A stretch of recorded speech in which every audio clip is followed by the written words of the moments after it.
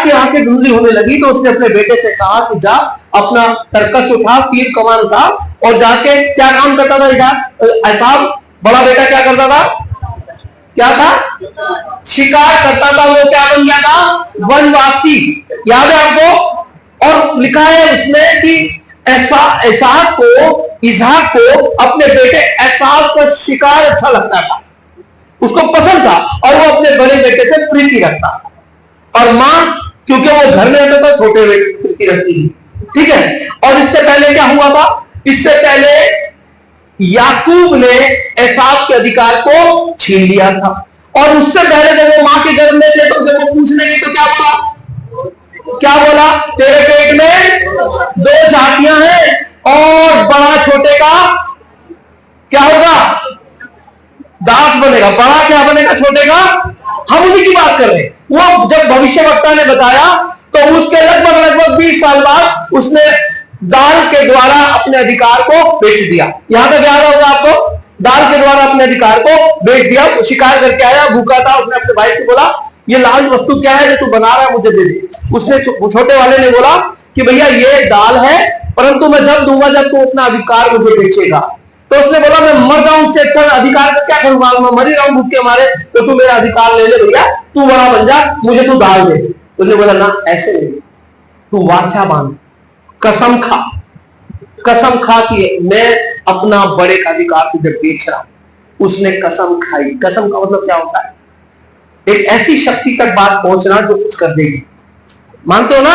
आप और हम भी कसम खाते, मां की कसम, मां को पता ही नहीं मेरी कसम खाई है ना मां, लेकिन कुछ होता है दिमाग में, तो मां को कुछ ना हो जाए यार, गड़बड़ हो रहा हूं मैं, ये अंदर से बात आती है नहीं, कोई पावर इसके पीछे काम कर, हमारी कल्पनाओं में सही, लेकिन जब परमेश्वर बीच में आता है तो वो होके रहता है। हालेलुया। क्योंकि परमेश्वर जहां बीच में आ गया वो न्यायी है, वो धर्मी है, जब उसको बीच में लोगे वो काम करेगा। ऑटोमेटिकली कोई नुकसान करता है तो हमारे मुंह से क्या निकलता है? परमात्मा तो देख रहा है, ऐसा निकलता है ना, ऊपर वाला तो देख रहा है।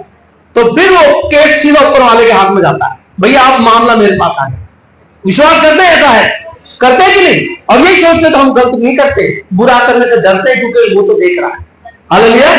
तो अब बड़े वाले ने दाल खाने के लिए, और या वो भूख के मारे उसको अपने बड़े का अधिकार बेच दिया, छोटे ने उसको ले लिया, और उसके कुछ दिन बीत गए। मैं मोटा मोटा अंदाजा बताता हूं 10 साल और बीते होंगे, फाइनल नहीं है, मान लेते हैं हम 10 साल बीत गए, यानी पैदा होने के लगभग 30 साल, ऐसा मान लेते हैं। मैं बताना चाहता हूं कि मैं अंदाजा बता रहा हूं ताकि हमें जल्दी समझ आए।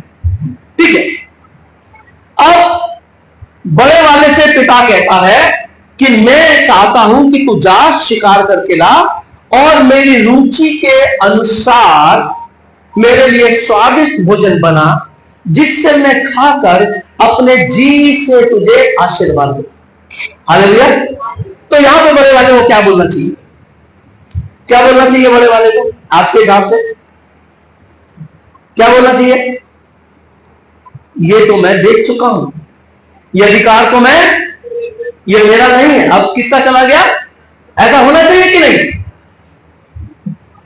ये तो मेरा। या याकूब वहां होता तो कहता है उनको, पापा ये तो इसने मुझे बेचा, पूछो, ये तो मेरा है, आप इसको क्यों ले? और वहां पे एसाव क्या बोलता? एसाव क्या बोलता? हाँ मैं देख चुका हूं, मेरा हक नहीं। लेकिन उसने कुछ बोला नहीं। अब वो कहता है कि मैं मरने से पहले तुझे जी से आशीर्वाद देना चाहता हूं, मरने से पहले। तो क्या मरने पर है? क्या वो मरने पर है? नहीं, उसके साथ उसके अंदाजा उसके बाद वो 80-90 साल और जिया। तो फिर ये मरने से पहले ऐसा क्यों? आप तो जानते हैं, हमने सब पता, वसीयत सब जानते ना, वसीयत नहीं जाती है, मरने से पहले वसीयत करते हैं कि भैया मैं मरने वाला मर जाऊंगा तो ये इसके नाम, वो उसके नाम, वो उसके नाम, वो उसके नाम। हालेलुया। ऐसा करते हैं। यहां इसका मतलब यह है, मरने से पहले का मतलब यह है कि जो मिशन मेरे हाथ में था, जो मिशन अब्राहम के हाथ में था, जो इसहाक पर आ गया, अब वो मिशन मैं तुझको दे रहा हूं। क्या मिशन था? क्या टारगेट था? क्या काम था? अब्राहम को क्या काम दिया था परमेश्वर ने?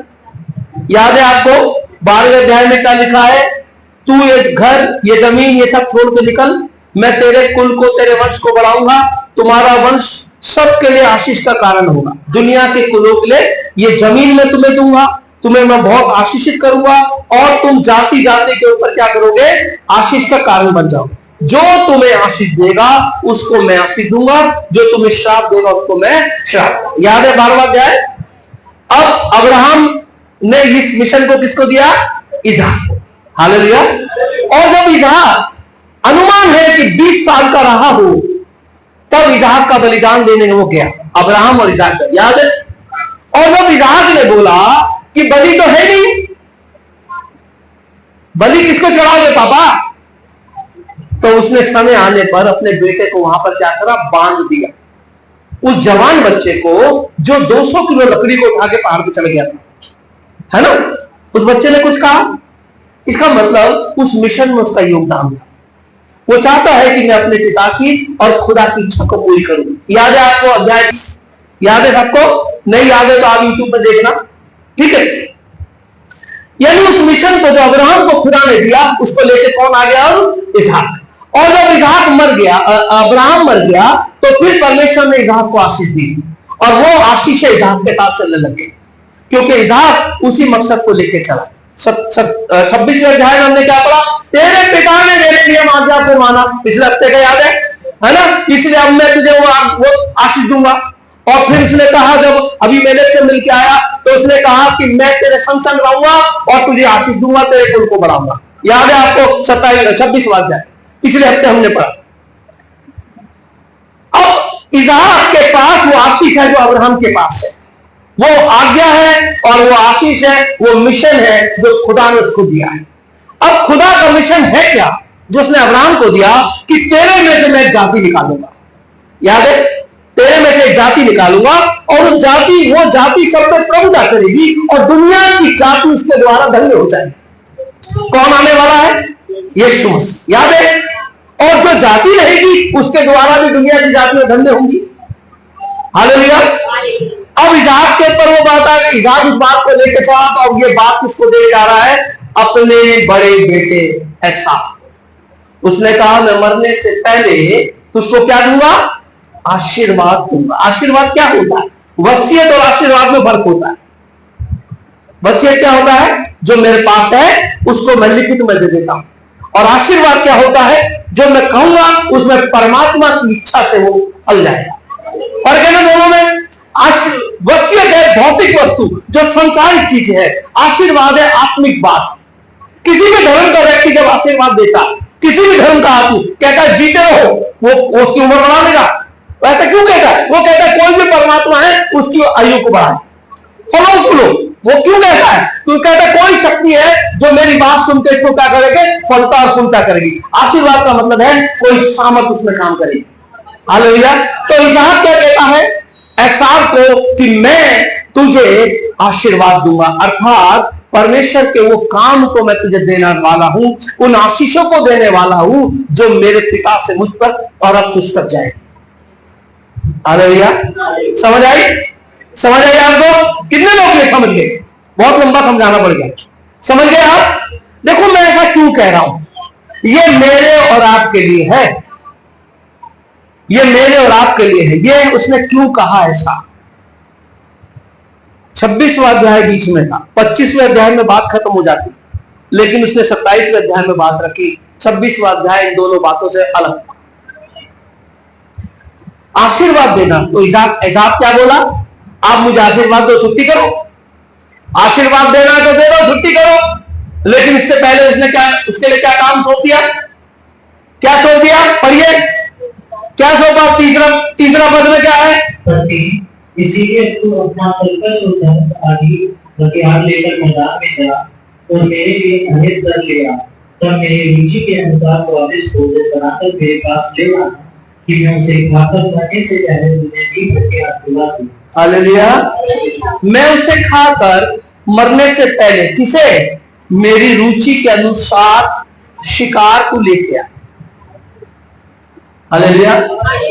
इसको यह नहीं बोला कि इतनी भेड़ बकरियां हमारे पास हैं, इतने बैल, इतने ऊंट हमारे पास हैं, जो भी अच्छा लगे उसको लेके आ और तू मुझे दे, पका के दे, या तू मेरे लिए स्वादिष्ट भोजन। बल्कि किसने कहा, तू जो काम करता है उसी के द्वारा मेरी रुचि के अनुसार मेरे को भोजन खिला, मैं उसे खाऊं और फिर मैं तुझे जी से आशीष दूं मरने से पहले। मरने से पहले मतलब ये लक्ष्य तेरा हैंड ओवर होने वाला है, मेरा काम खत्म। जब उसने उनको आशीष दे दी, उसके बाद इजहार का जिक्र नहीं है, उसके बाद आशीष जो लेके चला उसका जिक्र है। यहां तक समझ आए आपको? जो आशीष लेके चला उसका जिक्र। बहुत समझने की बात है, और ये बात पर मैं बार बार, अभी हमें कम से कम 5 हफ्ता होगा इस बात पर। मैं तुझे आशीष दूंगा, इजहार बोला आप इस आशीष दे दो, बोला नहीं, पहले तू क्या कर, शिकार करके ला और मेरी रुचि के अनुसार पका और फिर मैं उसको खाऊंगा और जी से, मरने से पहले। मतलब मैं अपने जीते जी तुझे दूंगा, लेकिन उसके बाद मेरा हाथ खत्म हो जाएगा, फिर तेरे पास लक्ष्य आ जाएगा। जब ये तू आशीष पाएगा, अब वो आशीष क्या है? क्या है आशीर्वाद? क्या है आशीर्वाद? याद है आपको? याद है क्या है? आत्मिक आशीष है जो अब्राहम को परमेश्वर ने दी, उसने इसहाक को दी। अब इसहाक किसको दे रहा है? अपने पहलौटे बड़े बेटे एसाव को दे रहा है, ठीक है। पर उसको लेने से पहले तुझे मुझे खिला के तृप्त करना। ऐसा क्यों? ऐसा क्यों कहा उसने? दे देता हूं भैया, 50 करो, या चल मैं आशीष दे देता हूं, कल वक्त को कभी खिला दी हो, पर पहले तो मुझे खिला। हालेलुया, है ना, लिखा है भाई। कोई मकसद होगा? आशीर्वाद देते छुट्टी होती, कोई मकसद होगा। हालेलुया। मुझे लगा कि यार ये बात हमें करनी चाहिए।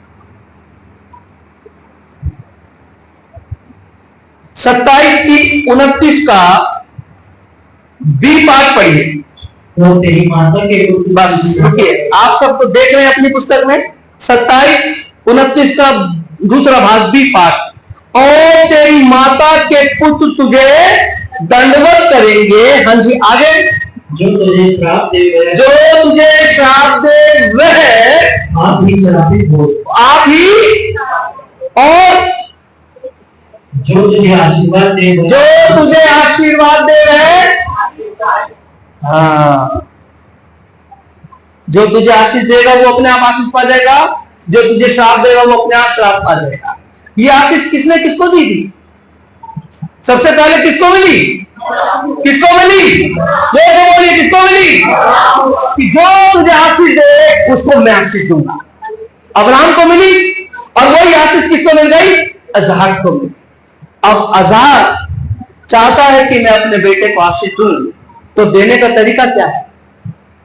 क्या तरीका है? पहले तू मुझे आशीष दे, तब मैं तुझे आशीष, ऑटोमेटिकली आशीष आए। यहां समझ आइए आपको? समझ, फंडा क्या है, खुदा का तरीका क्या है? आप दूसरों के लिए प्रार्थना करोगे, आपके जीवन में प्रार्थना काम करने लग जाएगा। ऐसा ही है ना? यही है, उसने कहा है दोगे तो दिया जाएगा। क्या बोला है? दोगे, बोगे तो काटोगे। इसलिए उसने इसको यहां रखा कि मेरे को तू सिर्फ खिला देगा और प्रसन्न करके खिला देगा, मेरे कहे बिना आशीष आनी शुरू हो जाएगी। हालेलुया, ये आपको समझ आई? बहुत इंपॉर्टेंट बात है। उसने रखा इस बात को यहां पर कि इस पे चर्चा हो, लोग समझे कि परमेश्वर का वेद क्या है। आशीष तो मुंह से देगा। अब आप इसको ऐसे समझिए, मान लीजिए मैं ऐसे कल्पना करता हूं, मैं बीमार हूं और मनोज भाई बोले अपने परिवार से कि अंकित, अंजलि चलो पापा पास्टर जी घर चलते हैं, वो बीमार है, उनके लिए दुआ करके आए। वो बोले चलो। इन्होंने घर से दुआ करी और ये मेरे घर में दुआ करने आए। अब मैं बीमार हूं, मैंने दरवाजा, आओ बैठो, बैठ जाओ। आप बीमार होने नहीं, ठीक हो गया, मैं दवाई लिखी, डॉक्टर से दिया था, काफी ठीक हुआ, आराम है, हम दुआ करने, हाँ कोई बात नहीं, कर देना, कोई बात, आपकी दुआ हाँ कर देना।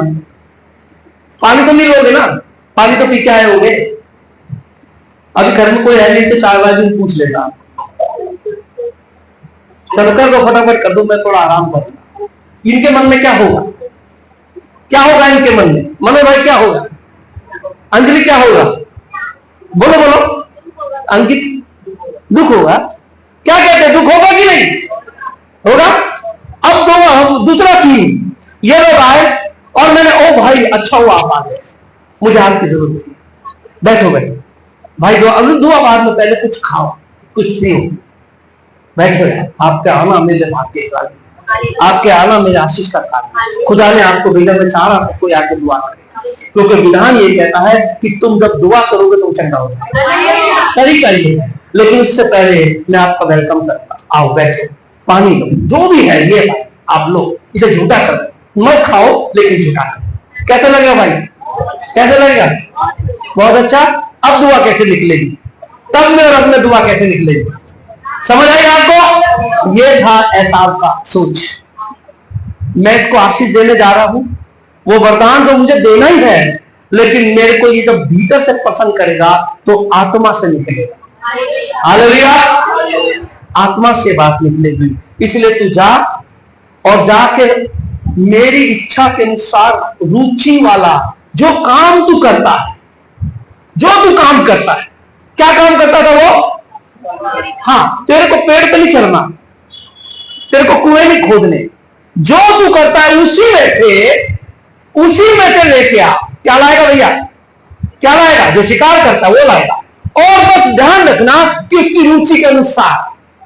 अब ये भाई मेरे घर आए और गर्म पानी दे दिया, गर्मियों में गर्म यार, ठंडा ऊपर कौन जाएगा यार, गर्म ले लो यार, है? या फिर रुको भाई, ये मत रुको, ये मत, ठंडा एक पीस ठंडा पी के, कैसा लगेगा? रुचि, उनकी जरूरत क्या है? उन्हें ठंडा पानी चाहिए, है ना? रुचि के अनुसार उस चीज को जब ये देखेंगे कि कितना आदर, कितना मान, तो अपने आप यहां से दुआ निकलेगी। हालेलुया। ये जब शाऊल का गधा खो गया और 3 दिन तक वो उसका दास गधा ढूंढते रहे और गधा नहीं मिला, तो तीसरे दिन के बाद उसके दास ने बोला कि देख हमें गधा नहीं मिला, अब चलते खुदा के दास दर्शी के पास, शमूएल के पास, और वो कदाचित हमें बता दे, क्योंकि खुदा खड़ा, यानी काम मेहनत से नहीं हुआ, अब प्रार्थना में बात आ गई। तो वो जाने लगे, लेकिन शाऊल बोला यार कुछ है तो है नहीं देने के लिए, उसको देने के लिए कुछ नहीं है, खाली हाथ कैसे जाए? तो उसका दास बोला जी मेरे पास चवन्नी पड़ी है, यही दे देंगे, जो है संपूर्ण दे देंगे। और वो उसको चवन्नी जो भी थी वो उसको देने गए, उसको दी। उसने क्या करा? शमूएल ने क्या करा? वो तो राजा था इस्राएल का, शमूएल कौन था? राजा बनाने वाला राजा था। आप समझ रहे हैं? महायाजक राजा से भी बड़ा होता था उस समय, ठीक है? तो शमूएल ने क्या करा? उस चवन्नी को लिया और क्या कर दिया? फेंक दिया। अरे तू मेरे सामने चवन्नी लाया, मेरी औकात कितनी है चवन्नी का? ऐसा किया? ऐसा किया नहीं किया। हालेलुया। बल्कि इसने कहा जो तुमने दिया, तुमने मेरे अपने अनुसार मेरा आदर किया। आप समझ रहे हैं? तू जो काम करता है ऐसा उसी में से ला, उसी में से ला, पर तू मेरी रुचि के अनुसार कि मैं उससे प्रसन्न हो जाऊं। अगर आप किसी को एक फूल भी देते हैं ना, कहीं से तोड़ के देना और बहुत पैकिंग के साथ ले जाने में फर्क है। आप समझे? किसी को आप कपड़ा देते हैं, रैपिंग करके देना अलग चीज है, उठा के देना अलग चीज है ना? जो रुचि, उसको आदर, जब प्रभु के दासों के पास आते हैं उसका मान किया जाता है। सारी पृथ्वी पर है सिस्टम, हर धर्म में सिस्टम है, बस चर्चों में छोड़ दो, चर्चों में नहीं है ऐसा। चर्चों में लोग फ्री में दुआ करवाते हैं, चर्चों में आदत क्या है? फ्री में दुआ कराने। अपने घर भी बुलाएंगे तो फ्री में कराएंगे, और वैसे भी चर्च में भी आएंगे तो फ्री में आएंगे, लेकिन सिस्टम क्या है? उनका मान करना है। इसलिए बाइबल में तो लिखा है मेरे भवन में खाली हाथ मत आना। पता नहीं लोग क्या क्या लोग प्रचार करते हैं, ऐसा प्रचार करते हैं। लिखा है जब बोओगे नहीं तो काटोगे कैसे?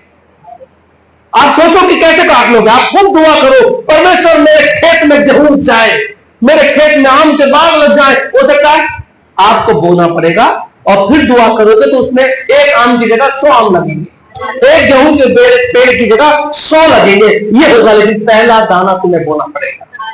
हालेलुया। जो तेरे पास है, हालेलुया, जो तेरे पास। एलिशा के पास एक विधवा आई और बोली तेरा दास जो तेरा चेला था वो मर गया और मैं कर्ज में हूं, उसका कर्जा है, मेरे को देना पड़ेगा, मेरे बच्चों को ले जाएंगे। एलिशा ने बोला मैं तेरे लिए क्या करूं, और तुरंत बात काट के क्या बोलता है, तेरे पास क्या है? उसने बोला मेरे पास थोड़ा सा तेल है। बोला उसी को ला, उसी को मैं आशीष दूंगा। उस तेल को उसने ऐसी आशीष करी कि सारा कर्ज उतर गया और जीवन निर्वाह हो गया। तेरे पास खुद क्या है? जब 5,000 लोगों को खाना खिलाना था तो 2 रोटी के बिना भी काम, 2 मछली और 5 रोटी के बिना भी हो जाता कि नहीं? लेकिन यीशु ने कहा तेरे पास क्या है, तुम्हारे पास क्या, लाओ। चाहे 2 रोटी 5 रोटी हो, 2 मछली हो, ये मायने नहीं रखता, बस होना चाहिए बढ़ाने वाला खुदा है। तू जो काम करता है उसी में से ला, पर ध्यान रख कि जिसको मैं दे रहा हूं उसको मैं किससे पसंद करता हूं। क्या फर्क था आबिल और कैन की भेंटों में? दोनों अपनी अपनी ले गए। वहां नहीं था कि भेड़ी चलानी है या गेहूं चढ़ाना है, वहां ये नहीं था। जो तेरे पास है वो लेके आ, पर किस मन से लाएगा वो तू दे। हालेलुया। तू आशीर्वाद लेने जा रहा है। आशीर्वाद क्या है? आत्मिक सामर्थ जो आगे तक लगी और बनी रहेगी, वो लेने जा रहा है। तू जिससे लेने जा रहा है पहले उसका मान तो कर, पहले उसका आदर तो कर। आप समझ रहे मेरी बात? समझ पा रहे? ये बहुत इंपॉर्टेंट पार्ट हम अपने जीवन से मिस करते हैं। इसलिए बहुत सारे घरों में दुआ लगती भी नहीं, बहुत सारे घरों में दुआ नहीं लगती, क्योंकि आदर मान, कुछ लोग दास का आदर नहीं करते, कुछ लोग उसको भेंट नहीं देते, जो भेंट से आदर होता है वो नहीं करते। और यहां हम अपनी आशीष मिस करते हैं। उसका आना भी व्यर्थ, उसका प्रार्थना करना भी व्यर्थ। उसने कहा मेरी रुचि के अनुसार। क्या सोचेगा जब वो खाना बना के ले जाएगा? तो क्या सोच रहा होगा अपने पापा के लिए? क्या सोच रहा होगा इन्हें क्या पसंद है, ये कैसा पसंद करते हैं, है ना? इनको ये अच्छा लगता है, इनको, क्योंकि वो जानता है मेरे पिता की रुचि क्या है। उसको पता है कि जो मुझे आशीष देगा उसकी रुचि क्या है। उसको पता है कि क्योंकि वो उसके बारे में जानता है। आपको समझ आ रही मेरी बात? इसके पीछे भेद है भैया। उसने यहां लिखा कि मैं तुझे आशीष दूंगा और मरने से पहले दूंगा। इसका मतलब उस आशीष में मेरा हाथ काम खत्म, अब उसको तूने लेके चलना है, और हिसाब से बड़ा पुत्र तू है, वो आशीष तेरे पास रहेगी। वो आशीष तेरे, मैं तुझे दूंगा क्योंकि हिसाब तेरे पास है। तो तू पहले क्या कर, मुझको तू प्रसन्न कर। आशीष देगा कौन? मुंह से बोलेगा कौन? अब इज़ाक। और इसका उत्तर कहां से आएगा? क्योंकि मैं तो मर जाऊंगा। ये आशीष काम कैसे करेगी? तू तो आशीष देने वाला क्या हो जाएगा? मर जाएगा। पर काम कैसे करेगी? क्योंकि वो जो काम करना वो जीवित है। हालेलुया। 5वां पद पढ़िए। और एसाव भेड़ चरने को मैदान में गया। जब इसहाक एसाव से यह बात कह रहा था तब रिबका सुन रही थी। इसीलिए उसने अपने पुत्र याकूब से कहा, सुन, मैंने तेरे पिता को तेरे भाई एसाव से यह कहते सुना है, तुम मेरे लिए भेड़ करके उसका स्वादिष्ट भोजन बना कि मैं उसे खाकर तुझे यहोवा के आगे बढ़ने से पहले आशीर्वाद दूं। इसीलिए अब मेरे पुत्र मेरे से और यह आज्ञा मान कि बकरियों के पास जाकर बकरियों के 2 अच्छे अच्छे बच्चे लेगा, और मैं तेरे पिता के लिए उसकी रुचि के अनुसार उनके मांस का स्वादिष्ट भोजन बनाऊंगी। तब तू उसको अपने पिता के पास ले जाना कि वह उसे खाकर मरने से पहले उसको आशीर्वाद दे। पर 11 याकूब ने अपनी माता रिबका से कहा, सुन, मेरा भाई एसाव तो बहुत पुरुष है और मैं वो नहीं पुरुष हूँ। कदाचित मेरे पिता मुझे टटोलने लगे तो मैं उसकी दृष्टि में कब ठहरूंगा और आशीष के बदले श्राप भी कमाऊंगा। हालेलुया। अब उसकी मां सुन रही थी, ये बात मैं 2 हफ्ते पहले भी बता चुका हूं। उसकी मां सुन रही थी कि इसने एसाव से क्या बोला, और ये याकूब के पास आके बोलती है कि तेरा पिता बड़े वाले को आशीष दे रहा है। तो याकूब को क्या बोलना चाहिए? क्या बोलना चाहिए? देने तो उसका है, बड़े का तो हक बनता है। बोलना चाहिए कि नहीं? हाँ कि नहीं? बोलना चाहिए। मेरे ख्याल नहीं बोलना चाहिए, क्योंकि उसने हक खरीदा है। याकूब ने क्या करा है? उस हक को खरीद लिया। कैसे खरीदा था? दाल, है ना? उसको उसने बोला, अरे ये तो मेरा है। भाई ने मना क्यों नहीं करा? उसने बोला क्यों नहीं पापा को कि मैं पापा ये हक बेच चुका हूं, ये तो छोटे का है, मैंने तो खुद बेचा है। क्योंकि लिखा है कि उसने उस हक को तुच्छ जाना, उसने बड़ेपन को क्या करा, तुच्छ जाना। उसको कहना चाहिए कि मैंने तो तुच्छ जाना, मैं तो बेच चुका हूं। याकूब कहता है अरे उसने कैसे एक्सेप्ट कर लिया, उसको उसने बोला क्यों नहीं, एसाव ने बोला क्यों नहीं पिताजी को कि वो हक मेरा नहीं है, मैं उसे बेच चुका हूं, ये छोटे वाले का। उसकी मां कहती देख एक तरीका है हक लेने का, जो हक तूने खरीदा है और जो भविष्यवक्ता ने कहा था कि बड़ा छोटे का गुलाम होगा और छोटा प्रभुता करेगा, उस हक को लेने का, उस भविष्यवक्ता की बात को पूरी करने के लिए और तेरे अधिकार को जो तूने खरीदा है दिलाने के लिए एक तरीका है। और वो तरीका यह है कि तू अपने पिता के सामने ऐसा बन के चला जाके भेड़ बकरी के 2 बच्चे ला, मैं तेरे पिता की रुचि के अनुसार बनाऊंगी। तो ये कहता है कि उसके तो बाल बहुत है, तो पापा उसे टटोल के देख लेगा, बहुत बाल है कंबल की तरह, और अगर मैं पकड़ा गया तो मैं आशीष नहीं श्राप कमाऊंगा। क्या लिखा है, अगर मैं पकड़ा गया तो अपने पिता से मैं क्या कमाऊंगा, श्राप कमाऊंगा, आशीष नहीं कमाऊंगा। आशीष कमाई जाती है, कमाना समझते हैं आप, मेहनत करके पाना, आशीष कमाई जाती है। हाँ आशीष कमाई जाती है। हम सबको आशीष दी है खुदा ने, जगत को, सारे जगत को आशीष दी है। यीशु मसीह किसके लिए है, सारे जगत के लिए। लेकिन जो कोई उसको कमाएगा, समझ आई कैसे, यीशु पे विश्वास करके, उस पे चलकर, उसका अनुसरण करके वही तो उद्धार पाएगा। आशीष सबके लिए है, ये सारी आशीषें सबके लिए है। हमने पिछली बार बात करी थी, उससे पिछली बार और पिछली बार भी, कि अब्राहम की आशीषें, मैं इसलिए इसहाक तुझे आशीष दूंगा क्योंकि तेरा पिता नियम विधियों और आज्ञाओं को मानता है। याद है आपको? क्या आप में से कोई ऐसा है दिल वाला कि कह दे कि मैं प्रार्थना नहीं करता था, लेकिन जब मैंने सुना कि मैं अपने बच्चों के लिए क्या आशीष दूंगा तो मैंने प्रार्थना शुरू कर दी या वचन पढ़ना शुरू। आपको समझ आई मैंने क्या बोला?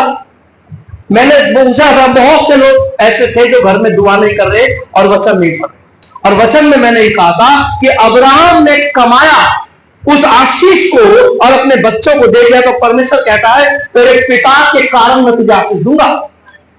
हालेलुया। और मैंने ये भी कहा था कि आप और मैं अपने बच्चों के लिए क्या छोड़ के जा रहे हैं, घर, धन, बिजनेस, या फिर वो आशीष जो अब्राहम छोड़ के गया, उसको छोड़ने के लिए वो हमें कमानी पड़ेगी, हमें दुआ करनी पड़ेगी, वचन पढ़ना पड़ेगा, अपने जीवन को खुदा के नियम विधियों से जीना पड़ेगा। याद है आपको? तो कोई ऐसा हिम्मत वाला है जो कह दे कि हाँ मैंने शुरू कर दिया? आप तो कर ही देते कोई ऐसा है जो नहीं कहता था कर दिया हो? है कोई हिम्मत वाला? तो फिर मैंने एक बात और कही थी कि जो नहीं करता वो नहीं करे। याद है आपको? प्रकाशित वाक्य में लिखा है जो नहीं करता वो नहीं। कमाल नहीं है? कितने गजब की बात है ये वचन किसी के लिए तो आग है, थोड़ा है, किसी के लिए धूल है, किसी के लिए है कि खुदा ने बेटे से बात करी, और किसी के लिए है कि बादल गरजा, गड़गड़ाहट सुनाई। समझ आई? ये वचन हमें खुदा की बात लगनी चाहिए। इसहाक अब्राहम की आशीष को निभाया और अब अपने बेटे को देने जा रहा है, और मां कह रही है कि बड़े को दे रहा है और छोटा तेरा हक बनता है, क्योंकि खुदा ने भी ये डिसाइड कर रखा है और तूने भी खुद इसको पा लिया है, हक तेरा बनता है। उसने कहा अगर मैं पकड़ा गया तो मैं आशीष की जगह श्राप कमाऊंगा, यानी मैं आशीष कमा सकता हूं। हम कमा सकते हैं आशीष को, आप समझ रहे हैं? मेहनत कर सकते हो उस आशीष को पाने के लिए, क्योंकि खुदा सबको बहुतायत से देना चाहता है। कहता है मैं सबको देना चाहता हूं और बहुतायत से देना चाहता हूं। आप इसको कितना सच्चा समझते हैं, कितना लेते हैं, वो आपके ऊपर। ये सच्चा है, जब से लिखा गया तब से इस्तेमाल हो रहा है। ये वो ग्रंथ है जो पढ़े जा रहे हैं, नए नए लोग ले रहे हैं, नए नए लोग इसको खरीद रहे हैं, क्योंकि जो पढ़ता है वो सामर्थ्य पाता है। जो इस पे चलता है वो सच्चाई के ऊपर प्रकट हो जाता है। ये वचन देहधारी हो जाता है। इसके अंदर से ऐसी आत्मा आती जो आपके अंग अंग को हिला देती। उसकी माँ कहती है बेटा श्राप उस पे नहीं मुझ पे पड़े। आगे क्या लिखा है 13वां पद में, उसकी माँ ने उससे कहा हे मेरे पुत्र श्राप तुझ पर नहीं मुझे पर पड़े। मुझ पे श्राप पड़े। अगर तेरा पिता श्राप देगा तो वो मुझ पे पड़े, क्योंकि भविष्यवक्ता की बात पूरी करने जा रही हूं, याद है। और फिर तेरा हक तुझे दिला दूं, तेरा हक तुझे दिला दूं। अब इसहाक क्या कर रहा है, बड़े को दे रहा है। इसहाक को पता होगा कि नहीं भविष्यवक्ता ने क्या बोला, क्या कहते हो, पता होगा, जाहिर सी बात है। 20 साल पहले 30 साल पहले उसकी पत्नी ने बोला होगा कि जब मैं भविष्यवक्ता के पास पूछने गई, परमेश्वर से मैंने पूछा तो उसने कहा तेरे पेट में 2 जातियां हैं और जो बड़ा है वो छोटे का गुलाम बनेगा, दास बनेगा। और इसहाक के हिसाब से अब क्या होना चाहिए कि भैया हक तो खुदा ने किसको दिया है, छोटे को। लेकिन शायद इसहाक उससे प्रेम करता था, उसका अहेर का मांस खाता था, इसलिए इस समय वो उस बात को भूल गया कि किसको देना चाहिए। यहां बड़े छोटे का महत्व नहीं है, किसको मिलना चाहिए महत्व नहीं है, जो कमाएगा वो पाएगा। हालेलुया। याद है पहले दिन परमेश्वर ने आदम से कहा इस वाटिका के हर फल खा और उसकी देखभाल भी कर। क्या कर, तू देखभाल भी कर, इसकी देखभाल कर, रखवाली कर। हमें पहले दिन से कमाना है, पहले दिन से उस पाने के लिए उसके लिए केवल मेरी सुन और जाकर वह बच्चे मेरे पास ले आ। तू केवल मेरी सुन और वो बच्चे मेरे पास ले आ। तब याकूब जाकर उनको अपनी माता के पास ले आया। हाँ, और याकूब गया 2 बच्चे निकाल के लाया, अपनी माँ को दिए और उसकी माँ ने उसे काटा और जो उसका स्वादिष्ट इसहाक की पसंद का उसने भोजन बनाया और याकूब के गले पे और हाथों पे उसने क्या करा, मेमने के खाल को लपेट दिया ताकि उसकी बॉडी कैसे लगे जब वो छुए तो, है ना। उसको भेज जा अपने पिता को दे, और रोटी भी बनाई और वो रोटी लेके उसके पास पहुंचा। तो वह अपने पिता के पास गया तो कहा हे मेरे पिता। उसने कहा क्या बात है, हे मेरे पुत्र तू कौन है। याकूब ने अपने पिता से कहा मैं तेरा जेठा पुत्र। इसहाक तो कम दिखता है, बहुत धुंधला दिखता है। अब बाप बेटे की बात हो रही, छोटा वाला बड़ा बन के गया। इसहाक ने अपने पुत्र से कहा हे मेरे पुत्र क्या कारण है कि वह तुझे इतनी जल्दी मिल गया। उसने यह उत्तर दिया तेरे परमेश्वर यहोवा ने उसको मेरे सामने कर दिया। पर इस तेरे सामने याकूब से कहा हे मेरे पुत्र निकट आ, मैं तुझे टटोलकर जानूं कि सचमुच मेरा पुत्र एसाव है कि नहीं। पर गाइस जब याकूब ने अपने पिता एसाव के निकट गया और उसने उसको टटोलकर कहा बोल, तो याकूब का सा है और हाथ एसाव के ही से जान पड़ते हैं। तेज और उसने उसको नहीं पहचाना क्योंकि उसके हाथ उसके भाई से वो भर के उसने उसको आशीर्वाद दिया। तेईस के पद में लिखा है जब बाप बेटे की बात हुई, बाप ने पूछा तू कौन है, उसने कहा मैं एसाव हूं। बोला एसाव है, तेरी आवाज तो छोटे वाले की तरह लग रही है। बोला नहीं नहीं मैं एसाव हूं, आपने मुझे भेजा था, मैं गया शिकार करके लाया और ये शिकार में पका के ले आया, आपकी रुचि के अनुसार से खाओ। बोला पास आ, पहले मैं तुझे टटोल के चेक करूं तू वो है कि नहीं। जब वो पास आया तो उसने छुआ, उसके शरीर कैसा था, रुआर था, रुएदार, क्योंकि उसने क्या कर रखा था, उसमें बच्चे मेमने की खाल को लपेट रखा था गले में। और उसने बोला आवाज तो लग रही है छोटे वाले की, पर शरीर लग रहा है बड़े वाले का। वो पहचान नहीं पाया। उसने बोला पास आ, मैं तुझे आशीर्वाद दूं। ठीक है, उसने पास बुलाया, आशीर्वाद दूं। लेकिन उस आशीर्वाद वो पास आ गया, उससे देने से पहले फिर एक बात उसने सवाल करा। बोलिए पढ़िए 24। और उसने पूछा क्या तू सचमुच मेरा पुत्र एसाव है। क्या तू सचमुच मेरा पुत्र एसाव है। आखिर बोला आशीर्वाद दूंगा आजा, लेकिन फिर फाइनली पूछ रहा क्या तू सचमुच मेरा पुत्र एसाव है। आज उसने क्या बोला, उसने कहा हाँ मैं ही हूं। हाँ मैं हूं, ऐसे लिखा है या मैं ही हूं लिखा है। हाँ मैं, ये शब्द आपने सुना हो, ये शब्द आपने सुना है, किसी ने सुना ये शब्द मैं हूं शब्द है, सुना है? कहां पे है, नए नियम यूहन्ना में 7 बार यीशु ने कहा है मैं हूं। और परमेश्वर का नाम क्या है, मैं हूं। परमेश्वर का नाम क्या है, मैं हूं। यीशु मसीह ने कहा मैं ही हूं, जो परमेश्वर है वो मैं। और ये कहता है भाई क्या तू एसाव है? उसने कहा उस आशीष का हकदार मैं। बात एसाव की नहीं है, बात उस आशीर्वाद, मैं तुझे आशीर्वाद दूंगा। आखिरी बार बोलता है मैं तुझे आशीर्वाद दूंगा, क्या तू एसाव है? उसने कहा मैं। उस आशीर्वाद का हकदार हाँ मैं हूं, क्योंकि भविष्यवक्ता ने परमेश्वर की डिसाइड योजना को बताया और मैंने उसको कमाया। कैसे कैसे कमाया? बेच दिया उस भाई ने और मैंने उसको कमा लिया, जिसका मैं इंतजार कर रहा था कि ये हक मुझे मिलना चाहिए। आखिर क्या था? वो जमीन जायदाद थी। ये आशीर्वाद का झगड़ा है, ये वसीयत का झगड़ा नहीं है। ये आशीर्वाद, ये आत्मिक बात है। आशीर्वाद क्या है? आत्मिक बात है। आत्मिक बात की इच्छा है उसको पाने के लिए। उसने कहा मैं मुझसे होता। हाँ मैं। हाँ जी पढ़िए आप क्या लिखता है। 25 तब उसने कहा भोजन को मेरे निकट ले आ कि मैं अपने पुत्र के अनेक के मांस में से खाकर तुझे जी से आशीर्वाद दूं। मेरे पास ला कि मैं उसे खाकर जी से आशीर्वाद दूं। ले आया, रख दे साइड में, चल आशीर्वाद ले। ऐसा नहीं था। उसने कहा ला, और लिखा है कि उसने हर उसमें से कुछ कुछ खाया। एक ही खाना नहीं था, वो केवल एक खाना नहीं था, कई किस्म के खाने थे। कई किस्म के खाने, जैसे पार्टी देने जा रहे हैं, है ना? कई किस्म के खाने कब जब बनते हैं? जब पार्टी चलती है, क्योंकि उसको क्या करना है? पिता की रुचि को पूरा करना है। मेरे पापा को ये भी पसंद है। ये यहाँ पापा की बात नहीं है, यहाँ एक आत्मिक आशीष आने वाली है। किससे? जो अभी तक उस आशीष का वारिस है। हालेलुया। आप समझ रहे इस बात को? तो उसने लिखा है, आगे लिखा उसने कि 38-37 पढ़ेंगे तो वहां लिखा मैंने उसमें से कुछ कुछ खाया, सब में से कुछ कुछ खाया, और जब मैंने खाया और मैं तृप्त हो गया तो मैंने उसको जी से आशीर्वाद। एक गवाही देना चाहता हूं, बहुत बार दी, एक बार और दे देता हूं, सिचुएशन में बहुत अच्छी बैठे।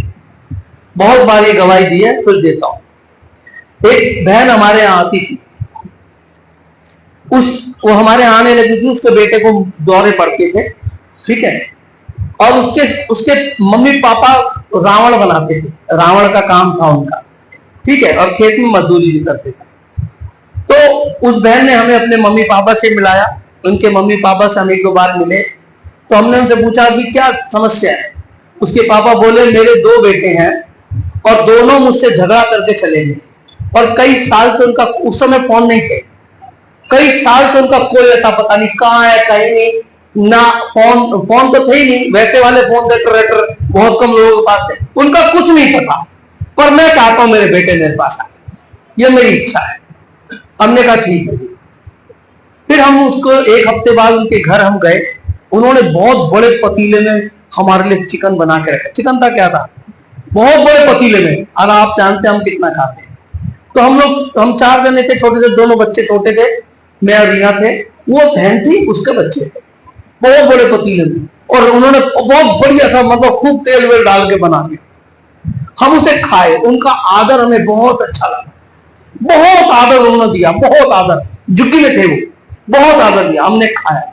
और ये वचन मुझे याद था, सच कहता हूं, मैंने उसके लिए दुआ करी। मैंने कहा खुदा 1 हफ्ते में इसके दोनों बेटे आ जाए, तेरे नाम से होने पाए। होली से 1 हफ्ते पहले की बात है, ठीक है। अब वो 3 दिन के बाद या 4 दिन के बाद, मैं थोड़ा भूल रहा हूं, वो बहन अपने भाई को लेके मेरे पास आई और बोली भैया, और वो भाई गर्मियों में कंबल ओढ़ के आया, होली के आसपास का समय था और गर्मी काफी हो चुकी थी, तो वो कंबल और काले रंग का कंबल जो होता था वो ओढ़ के आया, और वो बहन लेके आई मेरे घर में। हमने कहा ये कौन है? बोले मेरा भाई है, आपने दुआ करी थी, ये आ गया। मैंने कहा इसने कंबल क्यों ओढ़ा है? बोले बहुत बीमार है, बुखार में है, और इसको पता नहीं किसी चीज ने कहा तू चल, और ये बुखार में कंबल ओढ़ के वहां से चला आया, पता नहीं गाजियाबाद, पता नहीं कहां से आया, वो चल के आया। हालेलुया। मैं खुश हो गया, मगर खुदा ने उत्तर दिया। बीमारी देखो, बीमारी, बुखार में कंबल सबूत है कि वो बीमार है, कंबल ओढ़ के चला आया, और वो बहन हमारे घर लेके आई, ठीक है। अभी हम उसको धन्यवाद ही कर रहे थे कि उसका बेटा भागा भगाया, मम्मी छोटे मामा भी घर पे आ गए। हालेलुया। ये वचन वहां मुझे याद है, इसलिए मैं आज बता रहा हूं। ये असर करता है, मेरी रुचि के अनुसार बनाएगा, उसको तृप्त किया, उसके मन से जब आशीष निकली वो फल गई। आप समझ रहे हैं, ये मायने रखता है। सचमुच इसमें हमने अपने जीवन में देखा है, लोग आशीष पाते हैं इन बातों से। उसने उसको पूछा, तू मेरा बेटा है? उसने कहा मैं हूं। तब उसके पास आया। हाँ जी, पढ़िए अब। तब मैं उसको उसके निकट ले आया और उसने खाया, और मैं उसके पास दाखमधु पिलाया और उसने पिया। 26। तब उसके पिता साहब ने उससे कहा, हे मेरे पुत्र, निकट आकर मुझे चूम। अब क्या बोला? निकट आके मुझको चूम। ये क्या है? अपने प्रेम को व्यक्त कर। चूमना क्या होता है? लिखा है पवित्र चुम्बन से एक दूसरे से प्रेम और मेल, है ना। चूमने का मतलब वहां पर था प्रेम। उस प्रेम को व्यक्त कर जो तू मुझसे रखता है। बहुत से लोग आशीष तो पाना चाहते हैं, बहुत से लोग, लेकिन खुदा से प्रेम नहीं रखते। वो चाहते हैं हाथ चलेंगे वहां काम हो जाएगा। सिर्फ प्रेम करने से काम हो जाता है। हालेलुया। पुराने नियम और नए नियम में एक अंतर है। पुराने नियम में था कि अगर तुम नहीं मानोगे तो तुम्हें पत्थरों से मार दिया जाएगा। नए नियम में था अगर तुम खुदा से प्रेम करते तो बात मान। लिखा है तो चोरी ना करना, व्यभिचार ना करना, हत्या ना करना। यदि तू करेगा तो तेरे साथ ऐसा ही करेंगे। और नए नियम में लिखा है कि तू इसलिए चोरी ना करना क्योंकि तू अपने खुदा से प्रेम करता, उसकी आज्ञा को मानता। कितना फर्क आ गया? सिर्फ एक चुम्बन बीच में आ गया। हालेलुया। खुदा की आज्ञा को कैसे मानना है? प्रेम से। उन्होंने कहा मुझे आके चूम, अपने प्रेम को दिखा कि तू वास्तव में इस भार को उठाएगा कि नहीं, तू इसके लायक है कि नहीं। तूने मेरी रुचि तो पूरी करी। चढ़ावे की बात करें तो एक से बढ़कर एक देने वाले बैठे हैं, है ना। वक्त आने पे लोग अच्छा भैया इतना तो बोलते ना, बाबा जी सामग्री ले आना भैया, 25,000 का सौदा ले आना तुम्हारा छुटका। तो लोग कुछ कुछ बेच के ले आते हैं, सामग्री ले आते हैं ना। लेकिन यहां ऐसा नहीं चलेगा। यहां चढ़ावा भी है प्लस प्रेम भी है। तो कैसा हो? रुचि के अनुसार, बड़े प्रेम से, आदर से वो हो। उसने कहा मुझे चूम, तब मैं तुझे आशीष दूंगा। देखिए आगे क्या लिखता है। 27। उसने निकट जाकर उसको चूमा और उसने उसके वस्त्रों का सुगंध पाकर उसको यह आशीर्वाद दिया। हालेलुया। कहां से शुरुआत हुई? आशीर्वाद की शुरुआत कहां से हुई? उसके वस्त्रों से सुगंध पाकर। हालेलुया। आप जानते हैं इस बात को, कई बार गीत कैसा बनता है? आपको पता है गीत बनते कैसे हैं? आराधना के गीत कैसे बनते हैं? जब वो हम उस सीन में मूड बन जाता। आप जब दुआ करते हो घर में, कभी होता है जब आप घर में दुआ करते हैं अकेले, तो अपने आप कोई अलग से गीत निकल के आता है, वो सीन और सिचुएशन के अनुसार। तो आशीर्वाद कहां से शुरू हुआ? जब उसने उसकी सुगंध को सुना। हालेलुया। हाँ जी, पढ़िए। देख मेरे पुत्र की सुगंध जो ऐसी खेत की सी है जिस पर यहोवा ने आशीष की हो। परमेश्वर तुझे आकाश से खोज और भूमि की उत्तम से उत्तम उपज और बहुत सा अनाज और नया दाखमधु दे। हाँ, अब आशीष क्या मिली? अब एक बातों में अब आशीष की बात कर रहे हैं। क्या आशीष दे रहा है? कहता है परमेश्वर तुझे आकाश से ओस।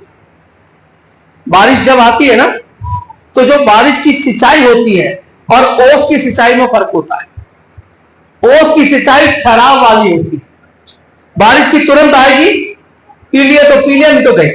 इसीलिए परमेश्वर ने महीने भर की बारिश रखी है ताकि लगा, लेकिन ओस ठहरी रहती है। उसने कहा कैसे आशीष देगा? ओस और भूमि की उत्तम से उत्तम उपज और बहुत सा अनाज और नया दाखमधु। दाखमधु से दारू नहीं है यहां पर, याद रखिएगा। वहां का मेन खाना था, खाने में जूस चलता था अंगूर का, ठीक है। तो ये काय की आशीष हो गई? ये खाने पर आशीष हो गई। उसके काय पर अन्न पर आशीष हो गई। और इस आशीष कहां से आएगी? आकाश की ओस से। और ये कौन करेगा? परमेश्वर। आपकी पहली जरूरत क्या है? क्या जरूरत है पहली? खाना पीना। अगर आप 4 दिन से कुछ नहीं खाएंगे तो घुटने होकर दुआ भी नहीं कर पाएंगे। ऐसा है कि नहीं? तंदुरुस्त हो गए तो कर पाओगे, खाया पिया होगा तो कर पाओगे। पहली आशीष उसने कहा दी कि परमेश्वर आकाश से भेजेगा और तेरी फसलें लहराएंगी और सब कुछ नया और ताजा और उत्तम से उत्तम तेरे को खाने पीने का मिलेगा। दूसरा पढ़िए।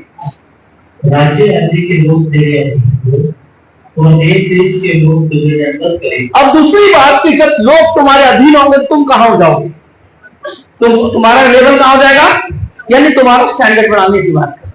पहली बार आपके पास लाखों रुपया हो और कोई आपकी इज्जत ना करे, गाली आ रहे तो चोर है, तो बेईमान है। आप कार में बैठे और कोई चोर भाई साहब, है ना। लेकिन अगर आदर हो तो तो यहां क्या दिला रहा है प्रभु उसको? समाज में आदर दिला रहा है। कहता जाति जाति के लोग तेरा आदर करेंगे। हाँ जी, तू अपने भाइयों का स्वामी हो। तू अपने भाइयों का, हाँ ये तो अब पहली चीज क्या थी? तेरे अन्न और जल को आशीष देगा, तेरा मान सम्मान क्या करेगा? दुनिया में ऊंचा करेगा। याद है आपको यशायाह 58:13 कि तेरे अन्न जल को आशीष देगा, तुझे प्रधानों में चलाएगा। ठीक है, आपको आदर मान तो चाहिए ना सबको, हमारी इज्जत हो, हम जहां जाए लोग आदर करें। अब तीसरी आशीष देखिए, और तेरी माता के पुत्र तुझे नफरत करेंगे। पढ़िए, जो तुझे श्राप दे वह आप ही श्रापित हो। यह है आत्मिक आशीष। जो तुझे श्राप दे वो अपने आप श्रापित कैसे हो जाएगा? कैसे हो जाएगा? कोई सामर्थ काम करेगी ना। तो पहली आशीष क्या थी? अन्न और जल की, दूसरी हमारे लेवल की, हमें ऊंचा करने की, और तीसरी आत्मिक आशीष कि जो तेरा शत्रु होगा खुदा उसका शत्रु बन जाएगा। ऐसा लिखा है ना, तेरे शत्रु पीठ दिखा के भागेगा। निर्गमन 23:25 में क्या लिखा है? यदि तू उसकी उपासना करे तो तेरे अन्न जल को आशीष देगा, तेरे बीच में से रोगों को दूर करेगा और तेरा शत्रु पीठ दिखाकर भागेगा, क्योंकि खुदा तेरे साथ है। तो तीसरी आशीष क्या है? जो तुझे श्राप दे वो अपने आप क्या हो जाएगा, और जो तुझे आशीष दे वो अपने आप। हालेलुया। ये आशीष थी, इसको पाने के लिए उतनी जद्दोजहद करी याकूब ने, इसको कमाने के लिए। आपको ये चाहिए क्या? ये आपकी जरूरत की चीज है? अन्न जल जरूरत है, खाना पीना जरूरत है, समाज में इज्जत मान जरूरत है ना? वो चाहिए तो आपको ये वाली आशीष चाहिए होगी, और ये आशीष पाने का तरीका इसमें लिखा है। हालेलुया। याकूब ने पाया उस आशीष को, याकूब ने पाया उस आशीष को पाया। वो आशीष नहीं है, वो एक लक्ष्य है जो लेके चलना। अब देखिए, जब याकूब आशीष लेके निकला तो एसाव अंदर आया और अपने पिता से बोलता मुझे आशीष दे। उसने बोला मेरे पास कोई आशीष नहीं। जब एसाव अंदर आया, एसाव ने बोला पिता मेरे पास ही तेरा भाई आशीष लेके चला गया भाई, अब मेरे पास आशीष नहीं। तो बोला एक ही आशीष थी, केवल एक आशीष थी। तो फिर जब जोर देता है तो एसाव को आशीष देता है। सारे बोले हालेलुया। याकूब ने आशीष ली, आपने सुना क्या थी? अब एसाव जोर देता है कि मुझे आशीष चाहिए, तो एसाव को क्या आशीष मिलती है? 37वां पद पढ़िए। 37 एसाव ने एसाव को उत्तर देकर कहा, सुन मैंने इसको तेरे स्वामी ठहराया। मैंने तेरे भाई को, छोटे बड़े वाले को कह रहा है, मैंने तेरे भाई को तेरा क्या बना दिया? स्वामी। और भविष्यवक्ता ने क्या कहा था? बड़ा छोटे का, यानी छोटा बड़े के ऊपर स्वामी बना रहेगा। और इसाक ने क्या करा? वही जो खुदा ने कहा। हाँ जी, आगे क्या करा? और उसके सब भाइयों को उसके अधीन कर दिया। सारे उसके जो जाति भाई होंगे सब उसके क्या होंगे? यानी जाति में भी ऊंचा। परमेश्वर कहता है, बाइबल में लिखा है याजक अपने लोगों में प्रधान होगा। आपने पढ़ा है, लेवी व्यवस्था में लिखा है याजक अपने लोगों में प्रधान होगा। और प्रभु यीशु कहता है कि तुम सब याजकों का पवित्र सब। अब किसको बनना है वो देखो। अगर आप याजक पर बन रहे तो आप अपने लोगों में क्या हो जाओगे? प्रधान। ऐसे लिखा है ना, किसको बनना है वो देखो। कौन इसको पाना चाहता है वो देखो। इस चीज को पाना कौन चाहता है कि मुझे प्रधान होगा? हालेलुया। हाँ जी, पढ़िए। उसने कहा मैंने छोटे वाले को तेरे ऊपर कर दिया और तेरे सारे भाई उसके नीचे हो गए। हाँ जी। और अनाज और मधु देकर उसको पुष्ट किया है। और अनाज और नया दाख मधु यानी जमीन जब कालो फल संपत्ति खाना पीना सब देकर उसको पुष्ट कर दिया। कभी भी इस चीज की घटी नहीं होगी। चाहेगा परमेश्वर तेरा अन्न और जल कभी खत्म नहीं होगा। आप जानते हैं ना, उसने कहा पहला खत्म होने से पहले मैं भर दूंगा। और ऐसा है भी, आपका खत्म होने से पहले आपके घर में आ जाए, और ये ऐसा है। हाँ जी। इसीलिए अब मैं तेरे लिए क्या करूं? अब मैं तेरे लिए क्या करूं? हाँ जी। एसाव ने अपने पिता से कहा, हे मेरे पिता, क्या तेरे मन में एक ही आशीर्वाद है? हे मेरे पिता, मुझको भी आशीर्वाद दे। जो कहकर एसाव कूद के रोया। एसाव कूद के रोया। हाँ जी। फिर उसके पिता एसाव ने उससे कहा, सो तेरा निवास उपजाऊ भूमि से दूर हो। अब ये आशीर्वाद दे रहा है क्योंकि एसाव जिद कर रहा है मुझे आशीर्वाद दो। तो आशीर्वाद क्या दे रहा है? तेरा निवास उपजाऊ भूमि से। इसको आशीर्वाद क्या मिला? आकाश से ओस गिरे और तेरी फसलें बढ़ जा। इसको क्या मिला? तेरा खेत भैया और भी दूर चला जाए, ये आशीर्वाद है। तेरा खेत उपजाऊ भूमि में ना हो, तेरे खेत की भूमि उपजाऊ ना हो, ये आशीर्वाद है। ये तो उल्टा हो गया ना, तेरा खेत हरा भरा हो और पुष्ट हो और तेरा खेत उपजाऊ भूमि से और दूर चला जाए। आपको समझ आ रही मैं क्या कह रहा हूं? अगर आपने वो आशीष नहीं ली तो दूसरी अपने आप आपके लिए रखिए। आशीष कितनी भी मांग लोगे वो तय है, या तो परमेश्वर को मानो या ऑटोमेटिकली शैतान आपके जीवन में काम करेगा। मैंने यही कहा ना, दो आत्माएं इस संसार में है, दो शक्तियां हैं, या तो परमेश्वर को मानो या दूसरा अपने आप तुम्हारे जीवन में काम करेगा। हालेलुया। और देखिए क्या आशीष दी है, और ऊपर से आकाश की ओर उस पर ना पड़े। तेरे ऊपर से आकाश की ओस नहीं पड़े। उसको क्या बोला? आकाश की ओस से तेरे फसल, उसको बोला तेरे आकाश की आशीर्वाद दे रहा, तेरे आकाश की ओस उस पर। आप इस बात को समझ रहे, मैं आज दोनों चीज को रखते क्यों बता रहा हूं? हाँ जी, और पढ़िए।